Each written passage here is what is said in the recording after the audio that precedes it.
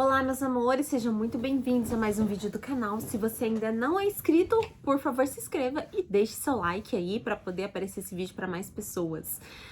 Gente, já estamos quase chegando ao final. Já tô até cansada de dizer isso, mas é que falta tão pouquinho, falta menos de 100 páginas pra gente terminar a Bíblia.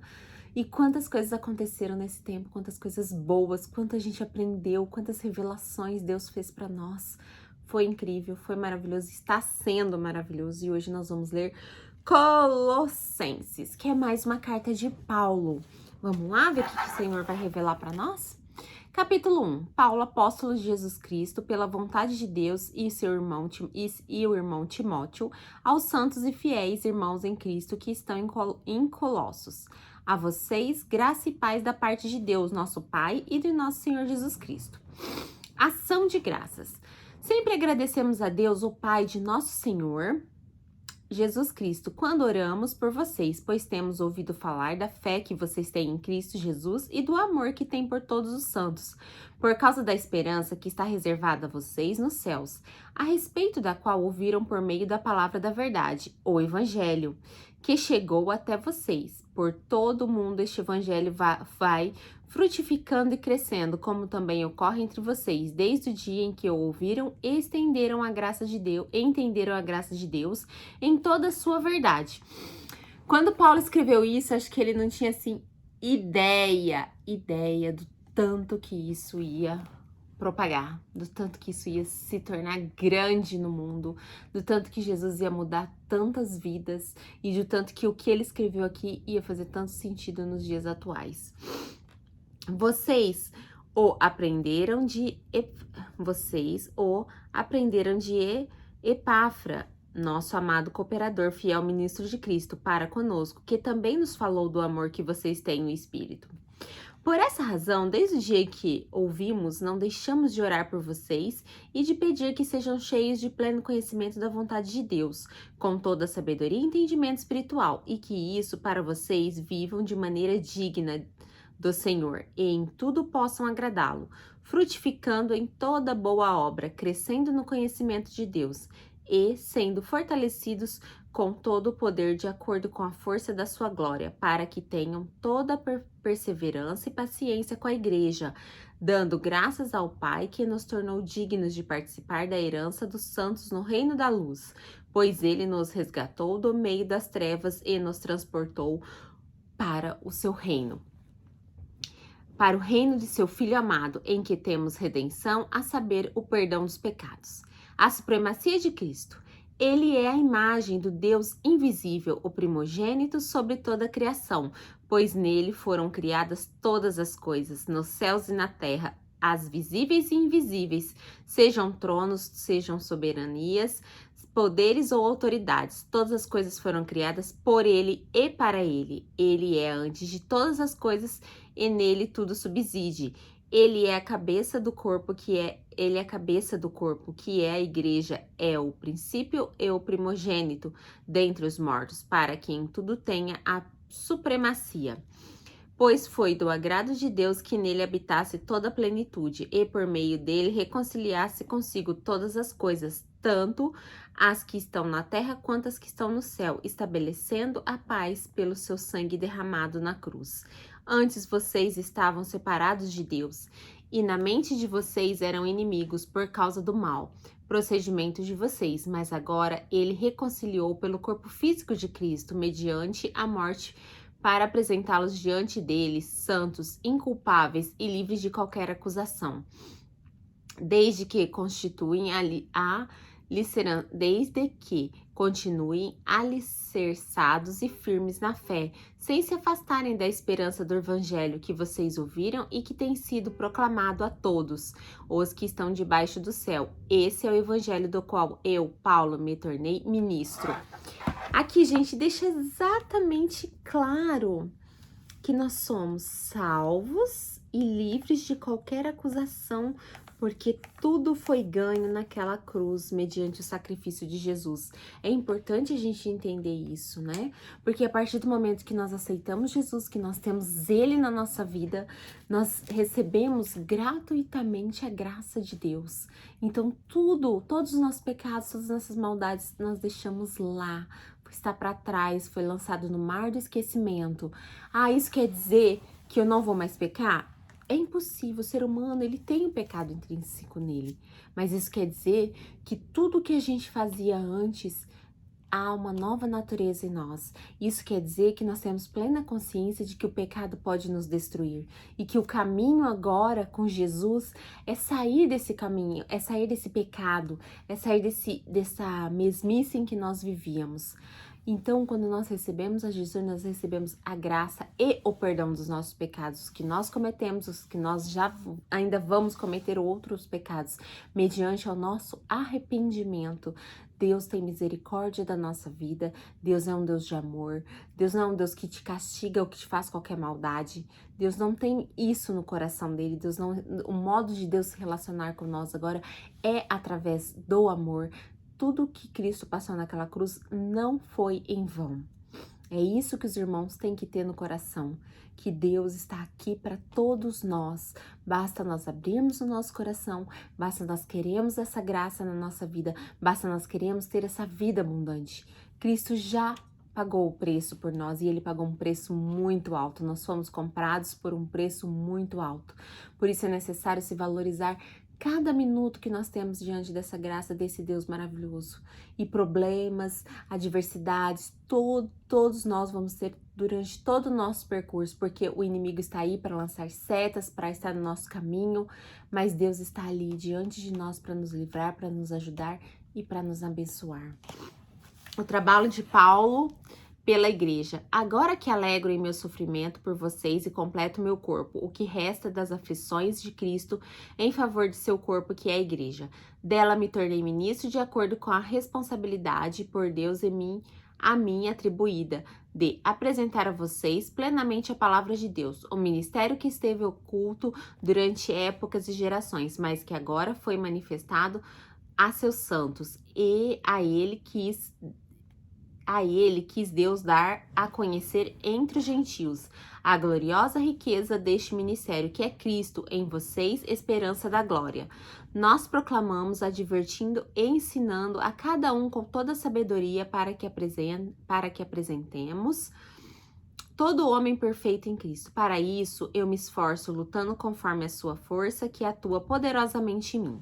Capítulo 2. Quero que vocês saibam que quando estou lutando por vocês, pelos que estão em Laodiceia e por todos os que ainda não me conhecem pessoalmente, esforço-me para que eles sejam fortalecidos em seu coração, estejam unidos em amor e alcancem toda a riqueza do pleno entendimento, a fim de conhecerem plenamente o ministério de Deus, a saber, Cristo. Nele estão escondidos todos os tesouros da sabedoria e do conhecimento. Eu digo isso para que ninguém os engane com argumentos que só pareçam convincentes, porque embora esteja fisicamente longe de vocês, em espírito estou presente e me alegro em vocês, como estão vivendo em ordem e como está firme a fé que vocês têm em Cristo, livres do legalismo por meio de Cristo. Versículo 6. Portanto, assim como vocês receberam Cristo Jesus, o Senhor continue a viver nele, enfatizados, edificados nele, firmados na fé, como foram ensinados, transbordando de gratidão.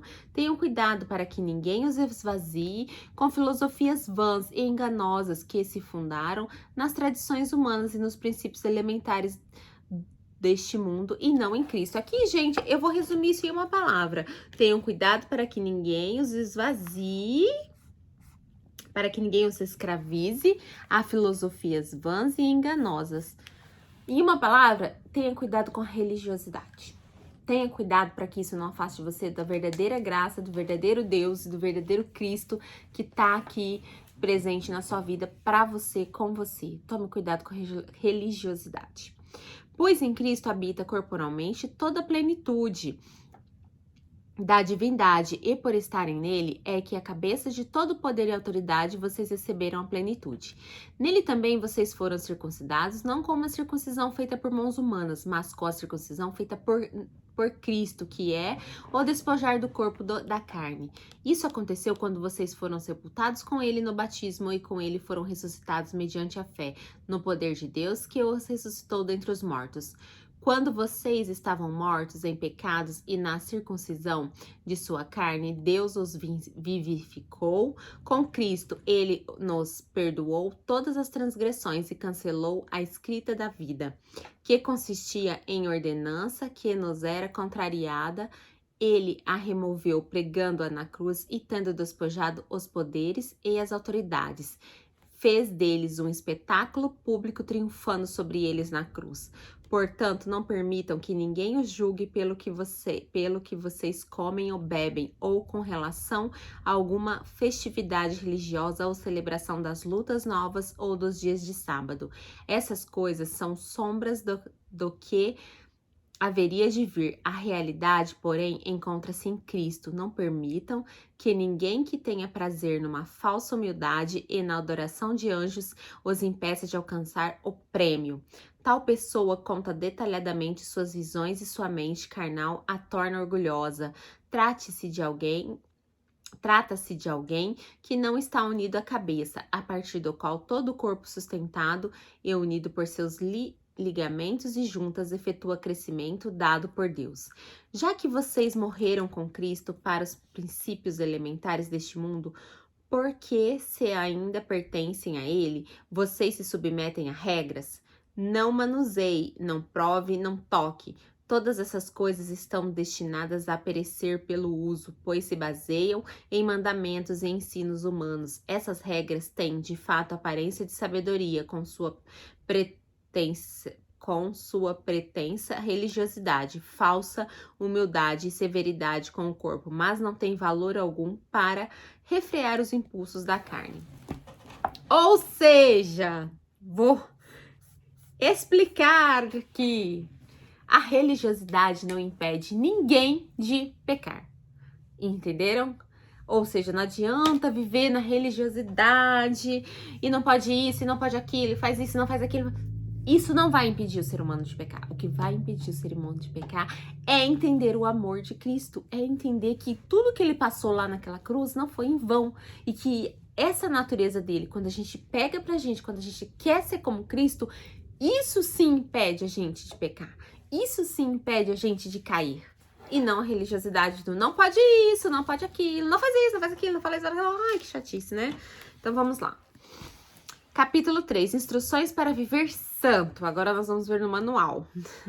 Portanto, já que vocês ressuscitaram com Cristo, procurem as coisas que são do alto, onde Cristo está assentado à direita de Deus.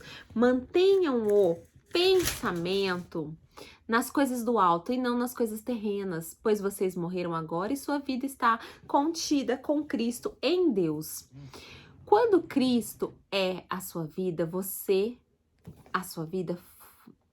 quando Cristo, que é a sua vida, for manifestado, então vocês também serão manifestos com ele em glória.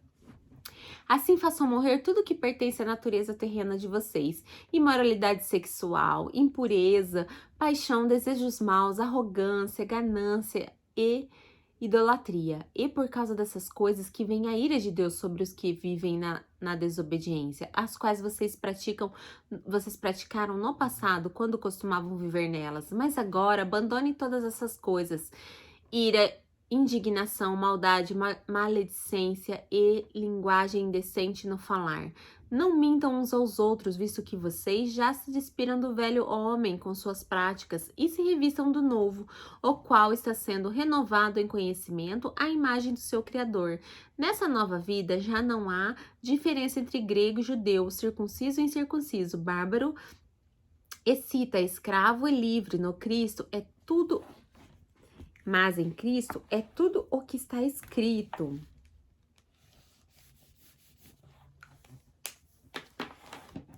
Portanto, como povo escolhido de Deus, santo e amado, revistam-se da profunda compaixão, bondade, humildade, mansidão e paciência. Suportem-se uns aos outros e perdoem as queixas que tiverem uns contra os outros. Perdoem como o Senhor perdoou vocês. Acima de tudo, porém, revistam-se do amor, que é o elo perfeito. Gente, que frase linda! O amor é o elo perfeito. Que a paz de Cristo seja a luz em seu coração, visto que vocês foram chamados para viver em paz como membros de um só corpo, e sejam agradecidos. Habite ricamente em vocês a palavra de Cristo. Ensinem e aconselhem-se uns aos outros com toda a sabedoria e cantem salmos, hinos, cânticos espirituais com gratidão a Deus em seu coração. Tudo o que fizerem, seja em palavra, seja em ação, façam em nome do Senhor Jesus, dando por meio dele graças a Deus Pai. Responsabilidade social. Mulheres, sujeitem-se cada um ao seu marido, como convém a quem está no Senhor. Maridos, ame cada um sua mulher e não a tratem com amargura. Filhos, obedeçam seus pais em tudo, pois isso agrada ao Senhor. Pais, não irritem seus filhos para que eles não desanimem. Escravos, obedeçam em tudo seus senhores terrenos, não somente para agradá-los, quando eles estão observando, mas com sinceridade de coração, pelo fato de vocês temerem ao Senhor. Tudo o que fizerem, façam de todo o coração, como para o Senhor e não para os homens, sabendo que receberão do Senhor a recompensa da herança. É a Cristo Senhor que vocês estão servindo. Quem cometer injustiça receberá de volta injustiça, e não haverá exceção para ninguém. Capítulo 4. Senhores, deem aos seus escravos o que é justo e de direito, sabendo que vocês também têm um Senhor nos céus. Outras instruções. Dediquem-se à oração, estejam alertas e sejam agradecidos. Ao mesmo tempo, orem também por nós, para que Deus abra uma porta para nossa mensagem, a fim de que possamos proclamar o ministério de Cristo, pelo qual estou preso. Orem para que eu possa manifestá-lo abertamente, como me cumpre fazê-lo. Sejam sábios no procedimento, para os que os de fora aproveitem ao máximo todas as oportunidades. Ao seu falar, seja sempre agradável, temperado com sal, para que saibam como responder a cada um. Saudações finais. Tíquico informará vocês de todas as coisas a meu respeito. Ele é um irmão amado, ministro fiel e cooperador do serviço do Senhor. Eu o envio a vocês precisamente com o propósito de que saibam de tudo o que passa conosco e para que eles fortaleçam o coração. Ele irá com Onésio, fiel e amado irmão, que é um de vocês. Eles irão contar tudo o que está acontecendo aqui. Aristarco, meu companheiro de prisão, envia saudações, bem como Marcos, primo de Bernabé. Vocês receberam instruções a respeito de Marcos e se ele for visitá-los, receba-nos. Jesus, chamado Justo, também envia saudações. Esses são os únicos da circuncisão que são meus cooperadores em favor do reino de Deus. Eles têm sido uma fonte de ânimo para mim. Epáfras, que é um de vocês e servo de Cristo Jesus, envia saudações. Ele está sempre batalhando por vocês em oração para que, como pessoas maduras, plenamente convictas, continuem firmes em toda a vontade de Deus. Dele dou testemunho de que se esforça muito, e vocês que estão em Laodiceia e Hierápolis, Lucas, o médico amado, e Demas, enviam saudações. Saudem a irmãos de Laodiceia, bem como Nifa e a igreja que se reúne em sua casa. Depois que esta carta for lida entre vocês, façam que também seja lida na igreja dos Laodicenses e que vocês igualmente leiam a carta de Laodiceia. Digam a Arquipo, cuidem em cumprir o ministério que você recebeu do Senhor. Eu, Paulo, escrevo esta saudação de próprio punho. Lembre-se das minhas algemas. A graça seja com vocês. Terminamos Colossenses, amados irmãos. Que Deus esteja abençoando muito a vida de cada um, protegendo e guardando cada um. E que vocês continuem nessa caminhada de estar lendo a Bíblia todos os dias. Quem começou aí pelo meio, que não leu tudo, depois volta lá no primeiro vídeo, faça um propósito e ouça todos os vídeos enquanto trabalha, enquanto tá no carro. Eu tenho certeza que Deus vai falar poderosamente o coração de cada um que faz isso. Amém, meus amados irmãos. Um beijo, fiquem com Deus.